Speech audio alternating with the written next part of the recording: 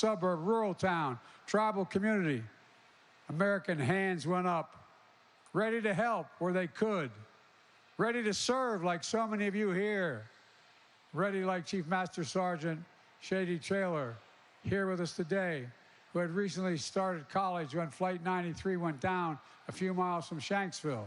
She said, and I quote, "I immediately knew I wanted to sign up and suit up to serve my country." Ready like General Eifler, who said on that day, "When our nation calls, we must be ready."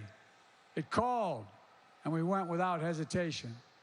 My fellow Americans, September 11th, 2001, tested our strength, our resolve, and our courage.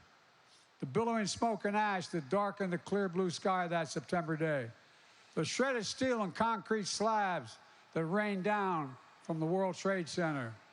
The plume of fire that shot up in the sky in Pentagon. I remember seeing as I got off the Amtrak train on my way to work in the United States Senate. The pit into the earth in Shanksville, a testament to the unbreakable courage and resolve of the American people. But we'll never forget that when faced with evil and an enemy who sought to tear us apart, we endured. We endured. But while every year we mark this hallowed day, it's never easy. To anyone here or anyone across the country who's grieving a lost child, parent, spouse, sibling, friend, or coworker, to all those who still bear the wounds from the searing September morning, I know how hard it is on a day like this. How can we reopen that wound? It's like opening a black hole in your chest, sucking you into it again, bringing you back to that moment when you saw the news, the moment you got that phone call, the moment you realized you'd never say again, "See you later, Mom," or "Talk to you soon, son." Think of everything your loved one might have done if they had a little more time. What would they have done? And though that can leave you so hollow, it also makes you full at the same time. On this day, I'm thinking about a friend of mine named Davis, who grew up with me in Delaware. 22 years ago, he and his family had just passed the first year without their youngest son of 3 sons, who died in a boating accident at age 15. His oldest son, Davis Jr., was just 6 days into a new job on the 104th floor of the South Tower of the World Trade Center. Davis went straight to ground zero to search for his son, search deep into the last, as he referred to it, innings of hope, as he put it. A few days later, I called David to talk as fathers know about losing a piece of your soul. I was on my way to speak to students at the University of Delaware to try to make sense of what happened. And guess what? Having lost 2 sons within a year, Davis told me, "Just tell them, Joe, don't be afraid. Don't be afraid." The terrorists stole 2,977 souls that day. 2,977 souls. Forever rolling the future of so many families and the story of our nation. But those terrorists could not touch what no force, no enemy, no day ever could, and that is the soul of America. What's the soul of America? It's the breath, the life, the essence of who we are. The soul is what makes us us.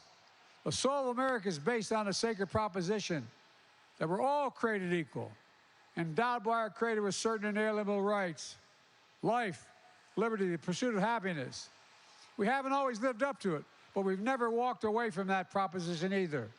The soul of America is the fortitude we found in the fear of that terrible September day, the purpose we found in our pain, the light we found in our darkest hour, an hour when terrorists believed they could bring us to our knees, bend our will, break our resolve. But they were wrong. They were dead wrong. In the crucible of 9/11 and the days and months that followed, we saw the stuff America's made of. Firefighters and police officers and other first responders running into an inferno of jet fuel debris at ground zero, breathing in toxins and ash that would damage their own health, but still refusing to stop for months. Civilians and service members of the Pentagon rushing into the fiery breach again and again and again to rescue their colleagues in the Pentagon. The Patriot passengers on Flight 93, think of this, who did not know the horror that awaited them, but they confronted the unimaginable, fear and terror, with absolute courage. It's astonishing. The poet Maya Angelou wrote, "History, despite its wrenching pain, cannot be unlived. But if we faced it with courage, we need not live it again." My mother had it put it a different way. My mother was a 5'2" little Irish lady who had a backbone like a ramrod. She used to say, and I mean this sincerely, courage lies in every heart. And the expectation is that one day it will be summoned. On September 11th, it was summoned at 9:57 a.m. It was summoned, and 40 incredible women and men in Shanksville answered the call. Civilians, they gave their lives, and in doing so, they gave life to their country. We saw that courage at Ground Zero in the Pentagon, and we saw it in so many other ways. These are our heroes, like the faith community leaders all across the country who pushed back against the fear and hate they saw directed at Muslim Americans and Middle Eastern Americans and South Asian descent. Heroes like all of you, the brave women and men of the armed forces who never faltered, you never failed to defend our nation, our people, and our values in times of trial. Heroes like the 9/11 generation. Hundreds of thousands of brave Americans were deployed to Afghanistan to make sure the United States would not be attacked again. Who served in Iraq, like many of you probably did, in war zones around the world, risking their own safety and the safety of their fellow citizens, for the safety of their fellow citizens. Who served and sacrificed again and again to defend our democracy and deny terrorists a safe haven. Who followed Osama bin Laden to the end of the earth and ultimately sent him to the gates of hell 12 years ago. And then last year, I made the decision to take out Zawahiri, the #2 who met the same fate. And today, our intelligence community has recently assessed in a declassified memo that al-Qaeda threat from Afghanistan and Pakistan has reached a historic low. Though all this has changed over the last 22 years, the resolve of the American people has proved we never bow, we never bend, we never yield. Our longest war is over, but our commitment to preventing another attack on the United States and our people and our allies will never, never rest. Never. Terrorism, including political and ideological violence, is the opposite of all we stand for as a nation that settles our difference peacefully under a rule of law. We're going to continue to track terrorist threats in all forms, wherever it may be. We're going to continue to disrupt terrorist activity wherever we may find it. And I will never hesitate to do what is necessary to defend the American people, just as I will never forget our sacred duty to those of you who serve. Never before in our history has America asked so much for so many over such a sustained period for our all-volunteer force. You make up 1% of the population. You're the strength, the venue, you're the backbone, you're the sinew of America. As a nation, we have many obligations. But I've been saying for 30 years, we only have one truly sacred obligation: to prepare those we send into harm's way and care for them and their families when they return home and when they do not return home. It's an obligation, not based on party or politics, but on a promise that unites all Americans.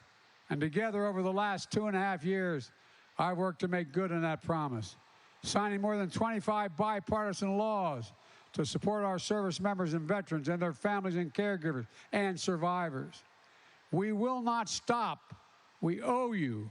We owe you big, and it matters. Across the country, many Americans heard our nation's call in the days right after 9/11. And there were those who were just children, not even born yet when this happened. But when their time came to choose to serve, not because they saw something, but because they felt something, like many of you did. The same feeling that brought Americans together on this painful day 22 years ago. Unity. Now, it shouldn't take a national tragedy to remind us of the power of national unity. But that's how we truly honor those we lost on 9/11. By remembering what we can do together, to remember what destroyed, what we repaired, what was threatened, that we fortified, what was attacked, and an indomitable American spirit prevailed over all of it. Ordinary Americans responding to extraordinary and unexpected ways. That's who you are. You are the soul of the nation. That's not hyperbole. To me, that's the central lesson of September 11th. Not that we'll never again falter or face setbacks.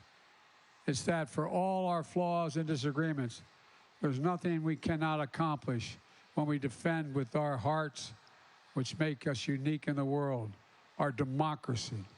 Our democracy. Every generation has to fight to preserve it. That's why the terrorists targeted us in the first place. Our freedom, our openness, our institutions, they failed, but we must remain vigilant. Today, we can look across the country and around the world and see anger and fear in places many of you have been stationed before. A rising tide of hatred and extremism and political violence. It's more important than ever that we come together around the principle of American democracy, regardless of our political backgrounds. We must not succumb to the poisonous politics of difference and division. We must never allow ourselves to be pulled apart by petty manufactured grievances. We must continue to stand united. We all have an obligation, a duty, a responsibility to defend, to preserve, to protect our democracy. And always remember, American democracy depends not on some of us, but on all of us. American democracy depends on the habits of the heart of we the people, the habits of the heart. Let me close with this. Earlier today in Hanoi, I visited a marker to honor my friend, war hero, senator, and statesman John McCain. John and I disagreed like hell, like two brothers, we'd argue like hell on the Senate floor. Then we go to lunch together. I went out to see John just before he passed away at his home. As I was walking out, I put my hand on his chest and he pulled me down. He kissed me. He said, "I love you. Will you do my eulogy?"